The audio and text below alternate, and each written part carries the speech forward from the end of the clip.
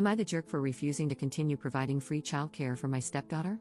Posted by you/payingcomfortable8891. I participated in a work program with the local clerk of court's office when I was in high school. They hired me after I graduated, and I reached 30 years of service before I turned 50. With 30 years of service, you can receive your full pension at any age. I worked until my first grandchild was born, then retired to be grandma daycare. I have 5 grandchildren, an 8-year-old boy from my stepson, a 7-year-old boy from my son, a 5-year-old girl, and an 18-month-old boy from my daughter. I babysat all of them without issues or complaints. I still care for the 18-month-old Monday through Friday and watch the older ones during the summer and school holidays. My stepdaughter and her boyfriend have been non-stop drama since before their baby was born. When she was 10 weeks pregnant, they gave me a 3-page list of rules for babysitting. They said if I didn't sign it, I wouldn't be allowed to babysit.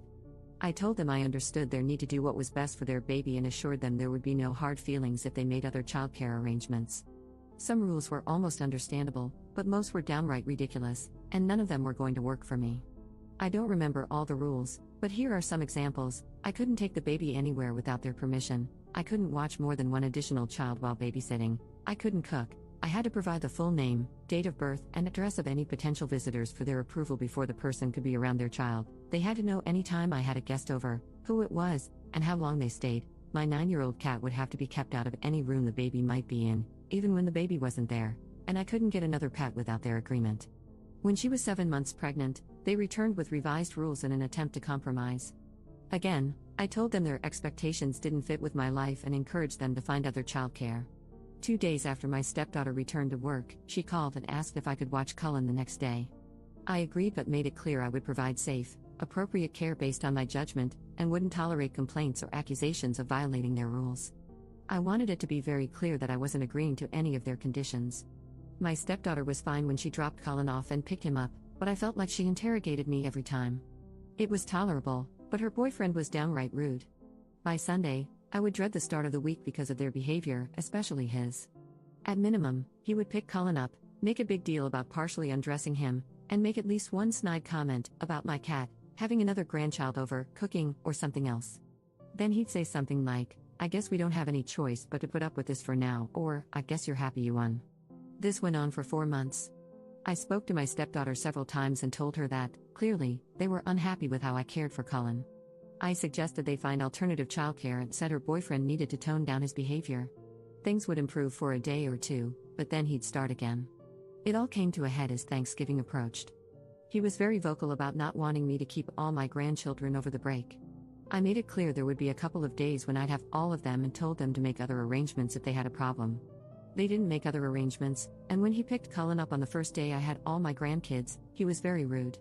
Although nothing went wrong, everyone was happy, clean, fed, and had a great day. He told Cullen he was sorry they had no choice but to leave him in an unsafe situation where he'd be neglected. I called my stepdaughter that night, told her what he'd said, and informed her they had 2 weeks to make other arrangements. I also said she needed to handle drop-offs and pick-ups, as I would refuse to babysit if her boyfriend came to drop off or pick up Cullen. Things improved when I only dealt with her. At some point, she asked if I'd watch Cullen until January because they'd found a new childcare provider who couldn't start until then. I agreed, and everything was fine while she handled the drop-offs and pickups. On New Year's Day, several people sent me a screenshot of a post her boyfriend made on social media, saying how thankful he was that they finally didn't have to worry about Cullen's safety or neglect anymore. He didn't name me or accuse me directly, but anyone who knows us knew I had been keeping Cullen. The post was clearly directed at me. I was just happy it was over. On Friday, she called and said their new childcare provider told her Cullen wasn't a good fit and couldn't return on Monday. She asked if I'd start babysitting him again. I told her I was sorry for their situation but didn't feel comfortable keeping him anymore. My husband and stepson think I should agree, provided Amanda handles drop-offs and pickups, because they believe her boyfriend is the real issue. My stepson also commented that I'd probably be more willing to move past this if it had been a conflict with my daughter's husband. For context, my pension is about $4,000 per month, plus continued health insurance. This accounts for about 40% of our household income. Am I the jerk for refusing to watch Cullen again? Update 1 day later. First, let me address the common suggestion that Amanda's boyfriend is purposely sabotaging their childcare to trap her at home. They make roughly the same amount of money and definitely can't afford to lose half their income. I seriously doubt he wants her to stay home. Second, I would never tell my stepson to find someone else to watch his child because of a simple difference of opinion. My grandson and I have a very close bond. He's the oldest, and it would break both my heart and his if he didn't come spend his holidays and summers with me. Plus, he's a huge help with the little ones when I have them all and things get hectic. I would never be so petty as to make him, and all my other grandchildren, suffer because of an adult disagreement. I sort of asked around about why they were dropped by their new sitter so quickly. Apparently, they weren't. Amanda picked Cullen up and dropped him off both days he went, and everything was lovely.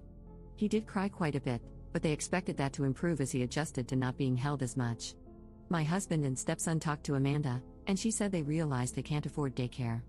They already made the easy changes, packing a lunch, giving up fancy coffee, etc., and his dad and her mom are both contributing about $100 per month each towards childcare.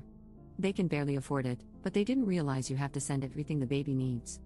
I buy diapers, wipes, formula, bottles, extra clothes, etc. They just hand me the baby. They didn't realize that daycare doesn't cover all that. Also, imagine her boyfriend's surprise when he found out what the staffing ratios are in this very expensive daycare.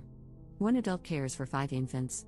I guess he thought someone would provide one-on-one care, along with diapers, wipes, and formula for $350 a week. My stepson relayed their almost apology. They felt overwhelmed by an infant and couldn't imagine that someone else could manage that plus other things. Cullen is going back to daycare tomorrow.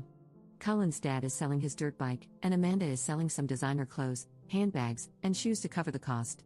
It'll get easier for them in 6 months when he transfers to the 1-year-old class, which is a little cheaper. Commenter: I'm so glad Op isn't backing down on this. I cannot believe she is providing everything for all the grandkids as well. Lesson well learned for the stepdaughter and her clueless boyfriend. People seldom appreciate what they receive for free.